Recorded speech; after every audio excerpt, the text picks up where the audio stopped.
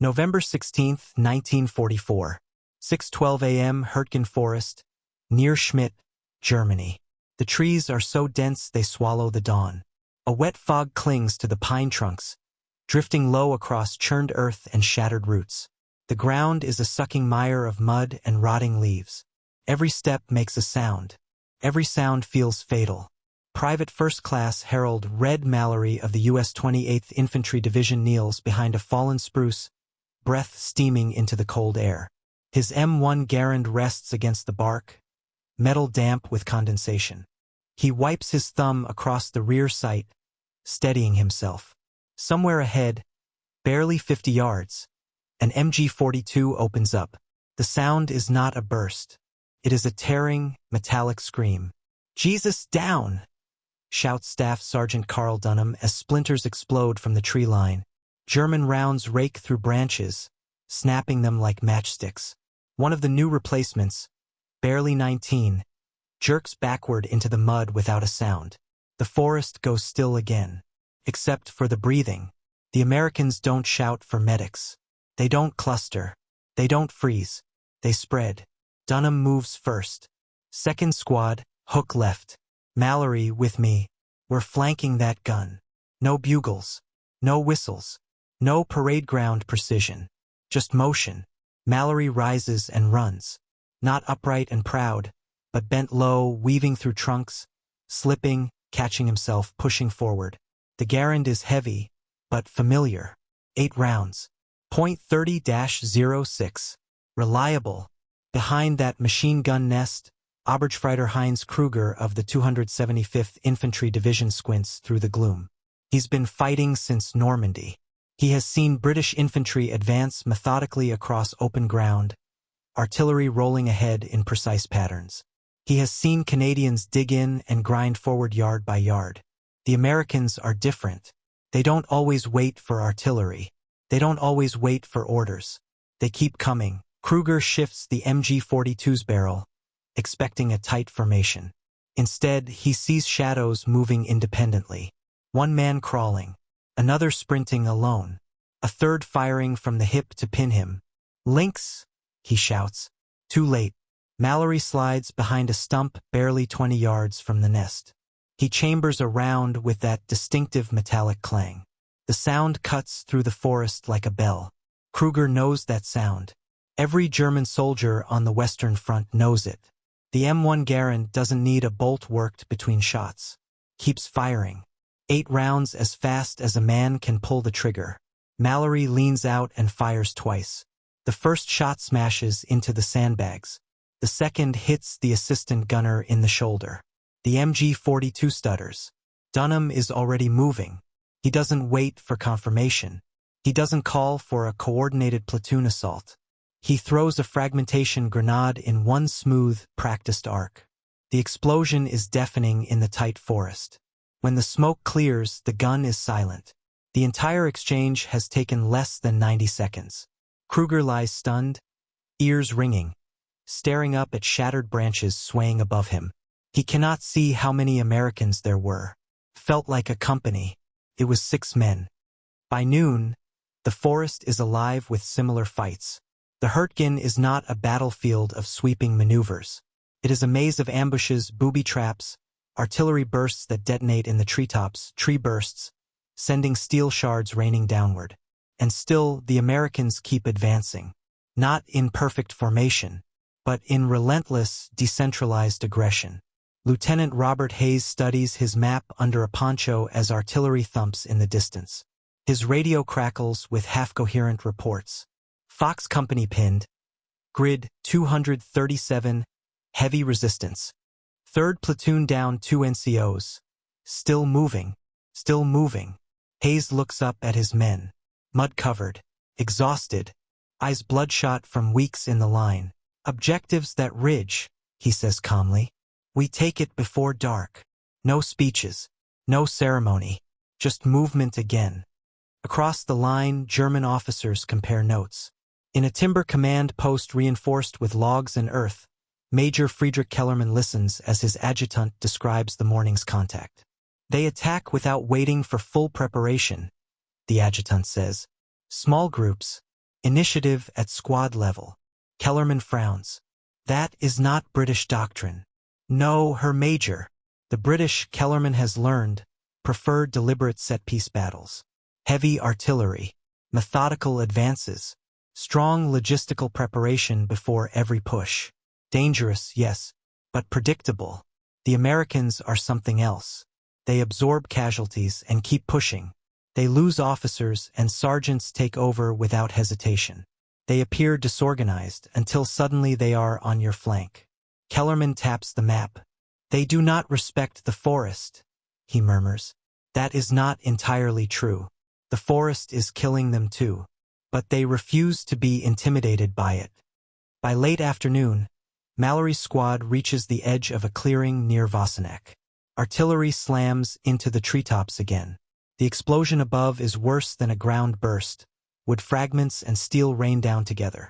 A British liaison officer attached temporarily to the division watches in disbelief as the Americans scramble forward through the barrage rather than pulling back. "You can't advance in that," he shouts over the thunder. Dunham glances back briefly. "If we stop, they zero in," he yells.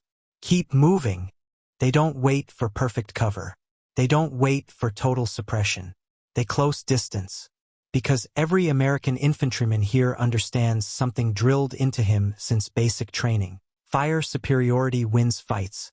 And the Garand, combined with aggressive maneuver, gives them exactly that. 8 rounds. Fast. Accurate. Relentless. As dusk falls, Kruger's battalion pulls back from another shattered position. He sits against a tree, hands trembling slightly as he reloads belts for a replacement machine gun.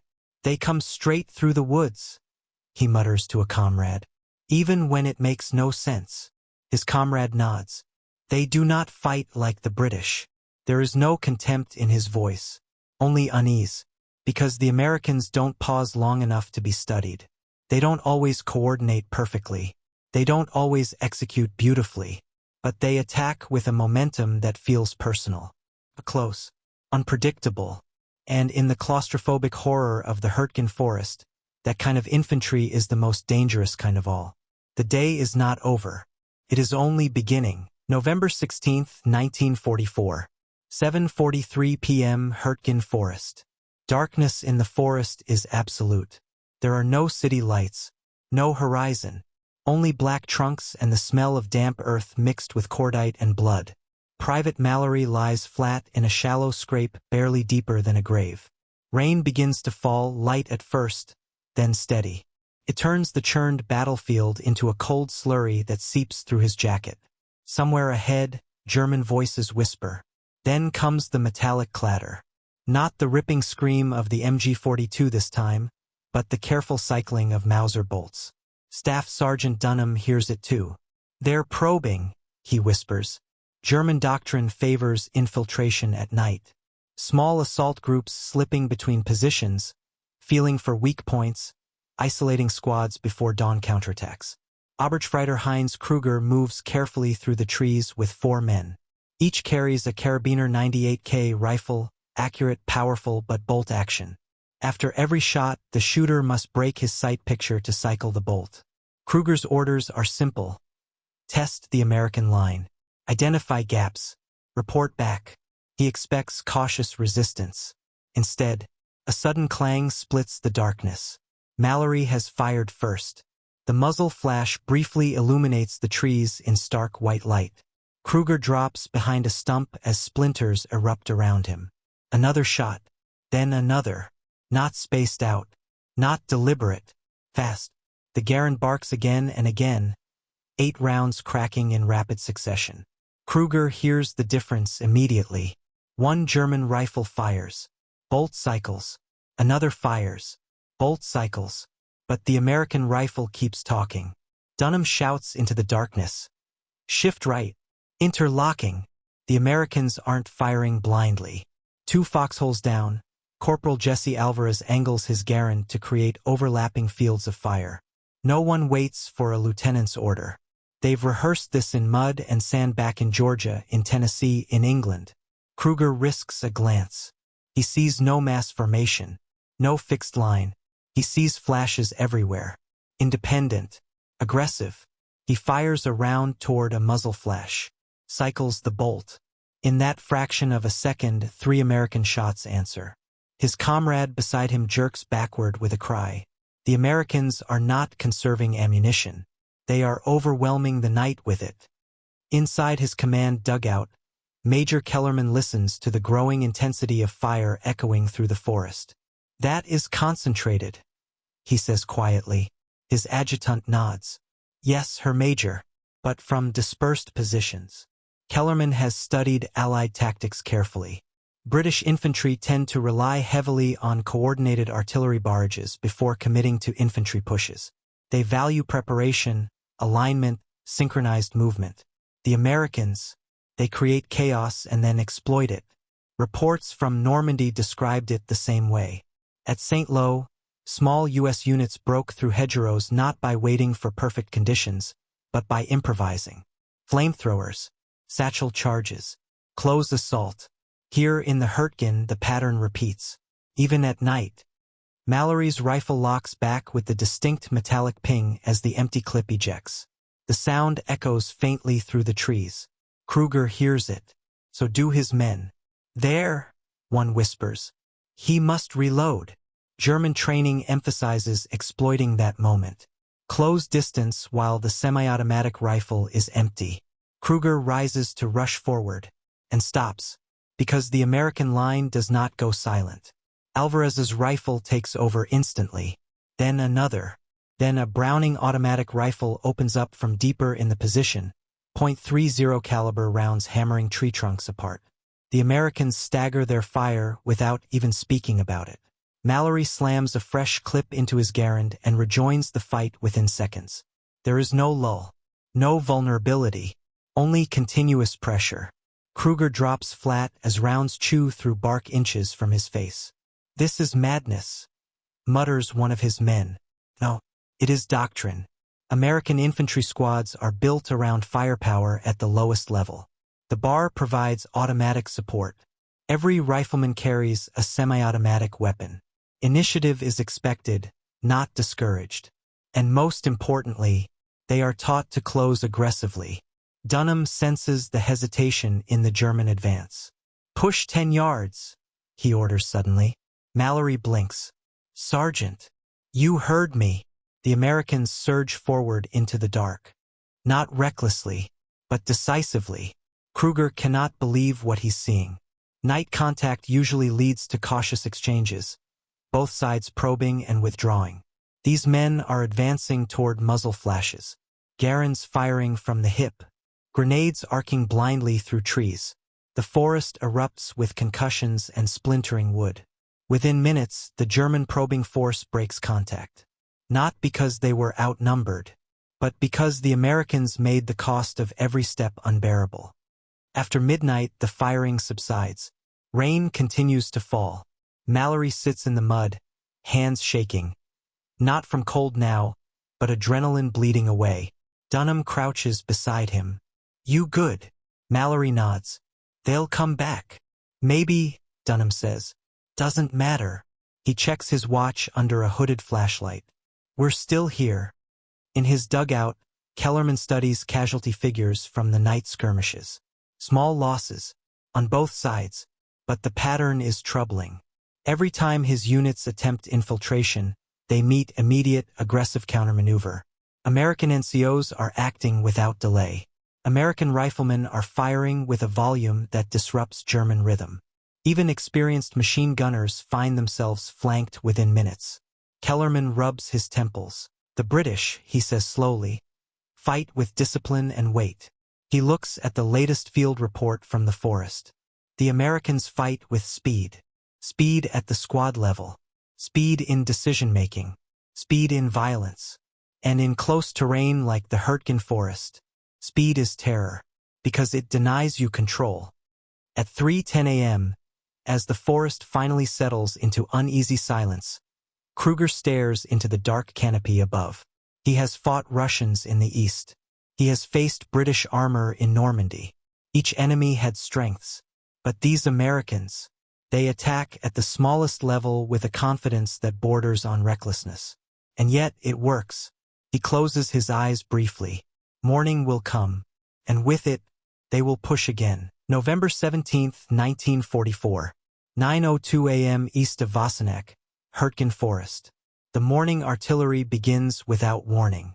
German 105mm shells scream overhead and detonate in the treetops. The explosions don't crater the ground, they shred the sky. Steel fragments and splintered would scythe downward in lethal rain. Tree bursts. Private Mallory flattens himself into the mud as shards slam into the earth around him. One fragment punches through the pack of the man beside him. Another embeds in a helmet like a thrown axe. The forest itself becomes a weapon. Lieutenant Robert Hayes is 20 yards behind the line when a blast throws him sideways into a crater. His radio operator doesn't get up. For 30 seconds, there is no chain of command. Only noise. Then Staff Sergeant Carl Dunham stands. Not fully upright, but enough. "On me!" he roars. No one asks where Lieutenant Hayes is. No one waits for orders from battalion. Dunham scans the tree line. The barrage is walking forward, classic German preparation for an infantry assault. "They're coming right behind it," he shouts. He is correct. Through the drifting smoke, gray figures begin to emerge. German infantry moving cautiously, rifles at the shoulder, machine gunners setting up to exploit the shock.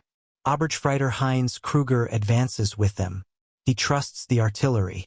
The tree bursts should have stunned the Americans long enough to seize ground. Instead, Garands begin firing before the smoke clears. Not scattered shots. Deliberate, controlled.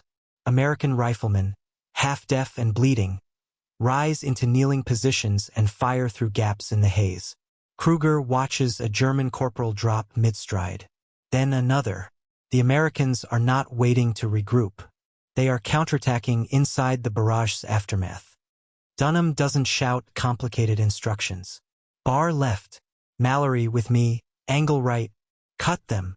He moves fast, trusting his men to interpret intent rather than await precision. This is not parade ground warfare. This is decentralized violence. Corporal Alvarez shifts the Browning automatic rifle onto a fallen log and begins hammering suppressive fire. The bar's steady thumping cuts lanes through the advancing Germans. Mallory advances in short rushes, firing 2 rounds at a time. He doesn't need permission. He sees a machine gun team setting up. He throws a grenade before Dunham can even point. The blast scatters the crew. Dunham grins grimly. That's how it's supposed to work. 50 yards away, Kruger dives behind a shattered pine stump. "This is impossible," mutters one of his men. "Their officer must still be alive." Kruger scans the field. He cannot see any officer directing the defense. What he sees are sergeants, corporals, individual riflemen making decisions instantly. German doctrine values initiative, but within structure. Orders flow downward. Adjustments are reported upward. Here, the Americans seem to operate on shared intent rather than constant instruction. They don't pause when leaders fall. They accelerate. Lieutenant Hayes finally drags himself upright, blood running down his temple. He spots Dunham already maneuvering squads into a shallow envelopment. For a brief second, Hayes considers reasserting formal control. Then he doesn't, because Dunham is winning. Hayes moves to support instead, coordinating a mortar section from the rear to reinforce the push. Rank matters, but momentum matters more. The German assault falters within 15 minutes.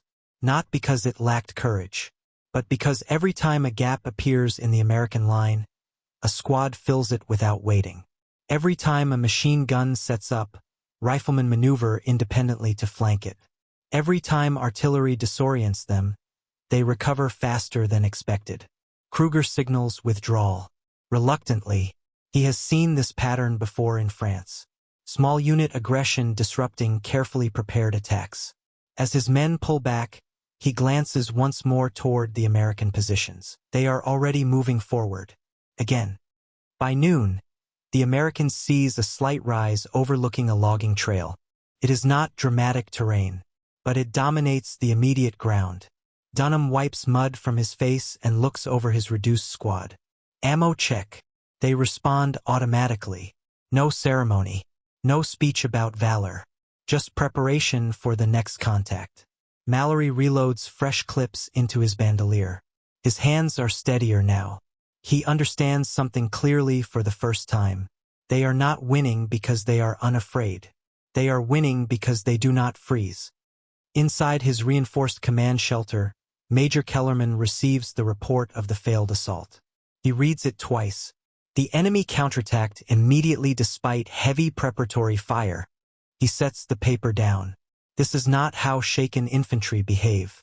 Many formations, British included, would pause after such artillery. Reorganize. Await clearer orders. The Americans seem to assume that movement itself is survival. If they stop, they die. So they do not stop. Kellerman exhales slowly. They fight like hunters, he murmurs. Not as a unified wall, but as packs. Each small group capable of independent violence. Late afternoon settles over the Hürtgen once more. Smoke drifts through broken trees. Stretcher bearers move quietly. Mallory leans against a log, exhaustion creeping into his bones. Dunham crouches beside him. "You did good today," the sergeant says simply. Mallory shrugs. "Just followed you." Dunham shakes his head. "No. You moved because you saw the opening." He looks out toward the forest edge. "That's why we're still here." As darkness approaches again, Kruger writes in his small field notebook by dim lantern light. The Americans respond instantly. NCO leadership strong. Rifle fire heavy and continuous. Attacks develop unpredictably. He pauses before adding the final line. They do not wait. In the Hürtgen Forest, hesitation is death. And the Americans, for all their mud, chaos, and losses, have learned that faster than anyone. November 19, 1944. For 38 p.m. approaches to Schmidt, Hürtgen Forest. The sky is the color of wet steel. 3 days of fighting have reduced entire companies to platoon strength. The forest floor is layered with splintered wood, torn equipment, and shallow graves marked with helmets pressed into mud. Private Mallory no longer feels the cold. His uniform is stiff with grime. His eyes burn from sleeplessness. He has learned to distinguish incoming artillery by sound alone. He has learned that the first second after an explosion is the most dangerous, when men freeze. He does not freeze anymore. Ahead, German mortar rounds thud into the slope below Schmidt. Dirt geysers upward in dull brown bursts. Staff Sergeant Dunham studies the ridge through binoculars streaked with rain. "That village is the hinge," he says quietly. "We take it, they bend." Lieutenant Hayes nods, pale but steady. "We're down to 23 effectives." Dunham doesn't respond to the number. 23 is enough. Across the defensive line, Oberstfreiter Heinz Kruger peers through the shattered window of a stone farmhouse in Schmidt. The village is barely intact. Walls cracked, roofs blown open, livestock long gone. He watches American infantry forming below the ridge. Not in parade formation, not in dense waves, small clusters, spacing wide. Each man scanning, adjusting. "They'll wait for artillery," mutters one German soldier beside him. Kruger shakes his head slowly. "No." At 4:51 p.m., American artillery does fire, but not in the long, crushing preparation the Germans expect. A brief, sharp concentration slams into the tree line behind Schmidt. Then it stops. Dunham doesn't wait. "Move!" The Americans surge uphill. Garands begin firing before they reach effective range. Suppressive shots cracking toward windows and hedgerows. The bar chatters from the left flank. German rifles answer sharp, deliberate cracks of the Karabiner 98K. But every German shot requires a bolt cycle. Every American rifleman can fire again instantly. Mallory drops to one knee behind a low stone wall halfway up the slope. He fires twice into a second-story window. Chips of stone explode outward. To his right, Corporal Alvarez sprints forward without waiting for permission, sliding behind a cart tipped on its side.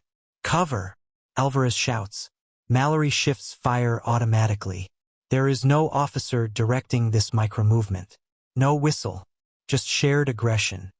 Kruger fires from the farmhouse window. One American falls near the well in the village square. But the rest do not hesitate. They accelerate. Two Americans rush the doorway of the house opposite his position, hurling grenades inside before entry. The explosion rattles Kruger's teeth. "This is insane," whispers the young private next to him. The Americans are assaulting before the defensive fire can fully stabilize, before machine guns can reposition, before artillery can be recalibrated. They are compressing time. Kruger has faced British infantry in Normandy holding actions. The British attack with tremendous weight and coordination, but once halted, they often pause to reorganize. These Americans, when halted, push harder. Dunham reaches the first row of houses. Clear left. Two-man teams. He doesn't need to explain the method. Kick door. Grenade. Enter low and fast. Mallory and another rifleman stack against a doorway splintered by shellfire. Mallory kicks. The door swings inward. A German soldier inside raises his rifle. Mallory fires twice center mass before the bolt could have cycled even once. The advantage of the semi-automatic rifle is brutally simple in confined space. Speed. They move room to room. No flourish. No shouting. Only breath and gunfire. In the square, a German machine gun finally sets up behind a wrecked wagon. The MG-42 opens with its terrifying roar.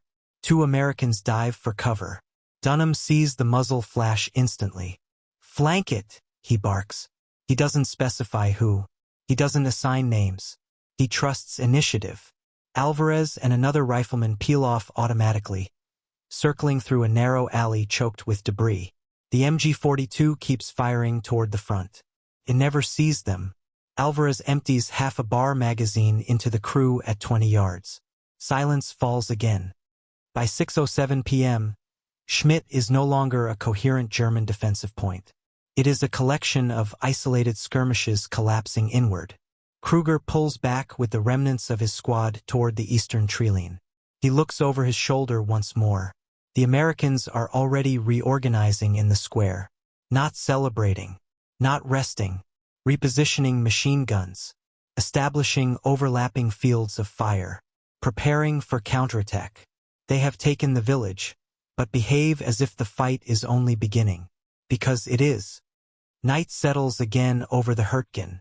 Mallory sits on the stone steps of the farmhouse that hours earlier held German defenders. He eats cold rations with shaking hands. Dunham checks perimeter positions personally. Lieutenant Hayes coordinates artillery defensive fires through a scratchy radio line. No one speaks of fear, but it lingers in the air like the smoke. In a fallback command post deeper in the forest, Major Kellerman receives confirmation. Schmidt has fallen. He closes his eyes briefly. The Americans attacked uphill under mortar fire without prolonged preparation. And once inside the village, they maneuvered faster than his defensive structure could adapt. "They fight without hesitation," he says quietly to his staff. "Even when losses are heavy." He folds the casualty report. They create the impression of endless momentum. And that impression, in the mind of a defender, is often more powerful than numbers. At 11:42 p.m., German artillery begins to range in on Schmidt again. The counterattack is coming. Mallory hears the first shells land beyond the village edge. He rises automatically. Dunham meets his eyes across the square. No words, just readiness. Because what makes American infantry feared here is not bravado, not propaganda, not numbers. It is this: you can wound them, you can shell them, you can slow them, but once they commit, they do not stop. And tomorrow, they will push again. November 20th, 1944. 5:26 a.m. Schmidt, Germany. The counterattack begins before dawn. A rolling barrage crashes into the village with mathematical precision. German artillery, pre-registered on every road junction and open square, detonates in layered waves. Stone walls collapse inward. Roof beams snap and fall in showers of sparks. Private Mallory is thrown against the interior wall of the farmhouse. Dust fills his mouth. The air tastes like pulverized brick.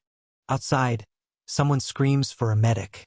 Staff Sergeant Dunham crawls to the doorway, peering through drifting smoke. "They're coming," he mutters. And they are. Through the morning fog, dark figures advance in coordinated lines, elements of the 116th Panzer Division pushing to retake Schmidt. Behind them, armored silhouettes grind forward along the narrow approach road. This is not a probing attack. This is deliberate, overwhelming. Inside the shattered village perimeter, American numbers are thin. 23 effectives yesterday. Fewer now. Lieutenant Hayes grips the handset of his SCR-300 radio. "Red 1 to battalion, enemy armor approaching from the east road." "Repeat, armor." Static swallows half his words. German mortar rounds land closer. Dunham doesn't wait for artillery confirmation. "Bazooka team." Upper window. 2 riflemen scramble up broken stairs to a second-story firing position. The M1A1 bazooka is awkward in tight quarters, but it is all they have against armor. Mallory positions himself behind a stone trough near the square. His Garand rests steady against the rim. The first German infantry wave enters the outskirts. Garands erupt instantly. Fast. Precise.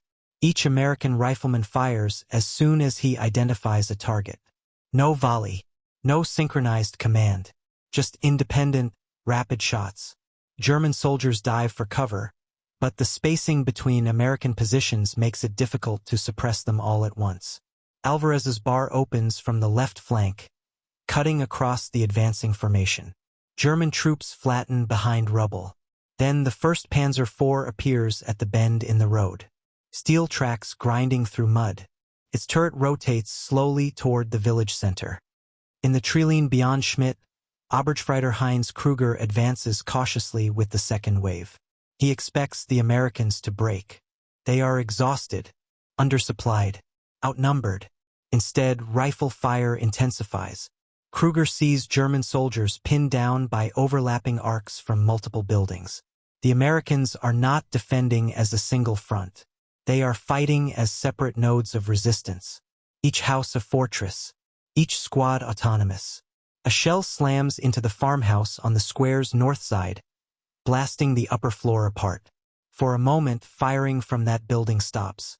Kruger feels a surge of hope. Then, seconds later, Garand fire resumes from the rubble itself. "Tank!" Someone shouts inside the village. The Panzer's main gun flashes. The blast caves in part of the southern wall. Mallory feels the concussion slam into his chest. Upstairs, the bazooka team steadies themselves in the broken window frame. "Wait, wait!" The Panzer moves closer, unaware of the angle above. "Fire!" The rocket streaks downward in a plume of smoke. It strikes the turret ring. For a heartbeat, nothing happens. Then flame bursts from the hatch. The tank lurches to a halt. German infantry scatter for cover as ammunition cooks off inside. A ragged cheer rises from somewhere in the square. Not loud, not triumphant, just fierce. Kruger stares at the burning tank in disbelief. The Americans are not falling back.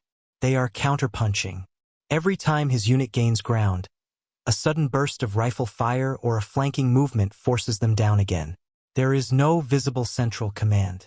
And that is what unsettles him most. If he eliminates one position, another intensifies. If he suppresses one squad, another maneuvers. Feels less like fighting a battalion, and more like fighting a swarm. By mid-morning, German forces manage to push into the eastern edge of Schmidt. Close combat erupts again. Mallory and Dunham move through shattered alleys, firing and relocating before return fire can lock onto them. At one point, Mallory turns a corner and nearly collides with a German soldier. Both raise rifles simultaneously. Mallory fires first. Semi-automatic speed wins the half-second. The German never cycles his bolt. Mallory doesn't pause to reflect. He keeps moving. Lieutenant Hayes finally establishes artillery contact. Defensive fire mission. Grid 284. Danger close. Minutes later, American shells crash into the treeline just beyond the village.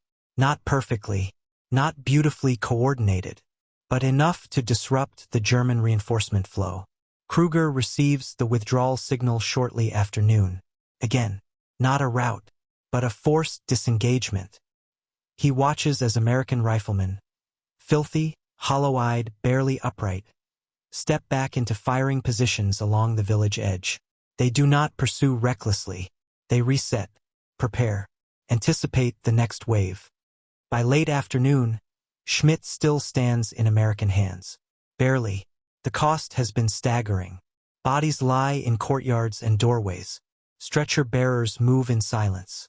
Dunham leans against a cracked wall, helmet gone, hair matted with dust. Mallory sits beside him. "You think they're done?" Mallory asks. Dunham stares at the treeline.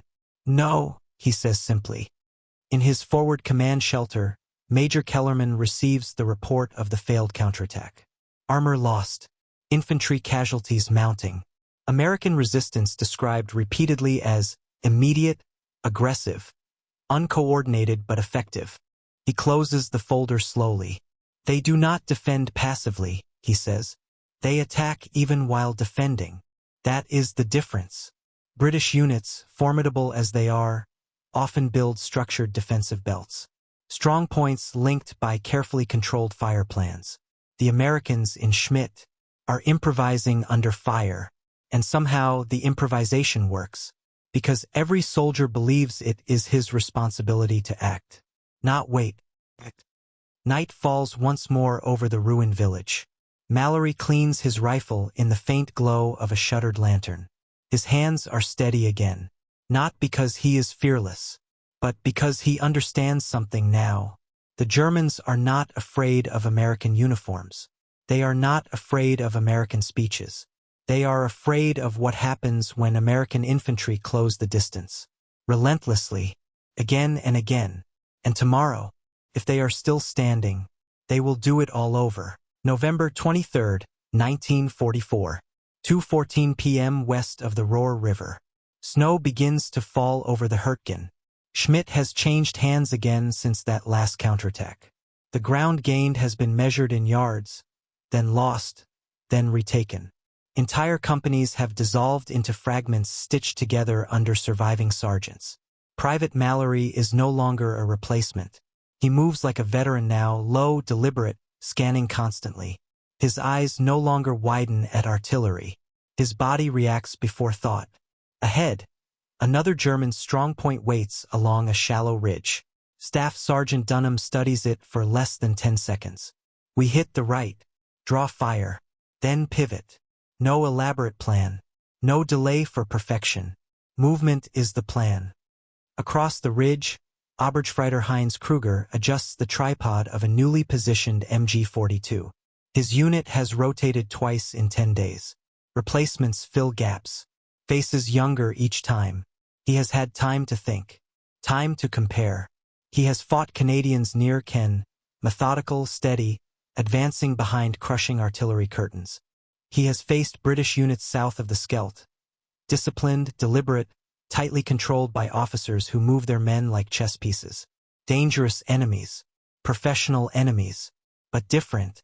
The Americans, they feel closer, louder, faster. At 2:27 p.m., the Americans attack. Not with a long barrage. Not with parade ground alignment. Mallory's squad opens fire first, drawing the MG-42 into response. The machine gun unleashes its metallic roar. Kruger tracks the muzzle flashes. They attack as independent two hunters. Americans go down. Each man advancing to the next familiar tree. Happens. The next instead of retreating. Dunham doesn't shout detailed commands. Two riflemen sprint wide right through sparse cover. Others another squad. Him. Within 3 minutes earlier, American rifle appears fire on the left coming flank, from 2 angles. Already moving. Within 5, Garand's crack grenades relentless toward the MG position. Kruger fires Kruger short abandons trying to pin them just before the first one detonates. They don't form a single perspective. The fight is fragmented. He doesn't see the whole battlefield. He sees only 10 yards ahead. A German helmet behind a log. A flash of gray moving left. He fires. Moves. Fires again. There is no waiting for someone else to solve the problem. That is the difference. Every American infantryman here believes, instinctively, that the gap in the line is his to close, that the machine gun is his to silence, that the momentum is his to maintain. By 3:10 p.m., the ridge is in American hands. Again. The cost is written in the snow. But the pattern has repeated so many times that even the Germans now anticipate it. If the Americans stall, they will not withdraw far. They will reorganize quickly, and then they will press again. As dusk falls, Kruger sits with the remnants of his squad in a shallow trench farther east. He removes his helmet and rubs his temples. A young replacement beside him speaks quietly. Why are they like this? Kruger considers the question. It is not that they are braver, he says finally. They are faster. He looks toward the darkening forest. They give no time to think. And that, more than numbers or artillery, is what gnaws at German morale. Because fear on a battlefield is born in hesitation. In the pause between shots. In the moment when you expect the enemy to regroup and he does not. The Americans have erased that pause. Back on the captured ridge, Mallory sits beside Dunham, watching snow settle on shattered branches. You ever fight the British? Mallory asks. Dunham shakes his head. Heard about M. Mallory nods slowly. Germans don't seem to hate us the same way. Dunham gives a tired half-smile. They don't have time to. He stands, scanning the treeline again. Ammo check. Because even in victory, they prepare to move. In his field notebook, Kruger writes one final entry before night fully claims the forest. American infantry operate with strong non-commissioned leadership, immediate counterattack instinct, high volume of semi-automatic fire, aggressive flanking at squad level, no hesitation after casualties. He pauses, then adds, they are most dangerous at close range. He closes the notebook. The Hürtgen Forest will continue to consume men for weeks. It will not be a clean victory. It will not be a shining triumph. It will be mud, exhaustion, and incremental suffering. But in the dark confines of that forest, a reputation has hardened. Not because American infantry were invincible, not because they never faltered, but because once engaged, they refused to relinquish momentum. They decentralized violence, empowered sergeants, relied on speed, closed distance, and in doing so, they denied their enemy the one thing every soldier craves under fire. Time. Time to recover. Time to reorganize. Time to breathe. Against American infantry in the Hürtgen, there was rarely enough of it. He reaches for the canopy release, hesitates. One last instinctive glance at the instrument panel, as if the Mustang might miraculously recover. Doesn't. He yanks the handle. The canopy blasts away in a roar of wind. The slipstream punches him in the chest, ripping at his flight suit, tearing sound from the world. Reynolds hauls himself upright, one boot already on the seat, when the engine finally gives up entirely. Silence. A terrible, peaceful silence, broken only by rushing air. He dives clear. The parachute snaps open with bone-jarring force, jerking him upward as the P-51 drops away beneath him, trailing smoke, spiraling down like a dying hawk. He watches it for half a second longer than he should. Months of flying, hours of combat, gone in a falling speck of aluminum. Then the ground rises to meet him. Wind roars past his ears. Fields rush closer. He twists, pulls the risers, trying to avoid a stand of trees ahead. The war narrows to seconds and meters and luck. He hits hard. The impact knocks the breath from his lungs, slamming him onto his side. Pain flares through his ribs, white and sharp. He rolls, instinctively gathering the parachute, dragging it in before it can snag. For a heartbeat, there is only birdsong. Then shouting. Boots pound earth. Reynolds pushes himself upright just as German soldiers burst from the treeline. Rifles raised, helmets low, faces hard and exhausted. They look as tired as he feels. One of them yells something he doesn't understand, but the meaning is clear enough. Hands up. Reynolds raises them. They search him quickly, efficiently. Take his sidearm. Rip off his insignia. Someone punches him in the shoulder. Not hard, but deliberate. Ownership. Reality. A truck arrives. He's shoved into the back with two other airmen. Strangers, hollow-eyed, their faces bruised and dirty. The engine starts. The tailgate slams shut. As the truck rattles toward captivity, Reynolds looks back once more at the sky.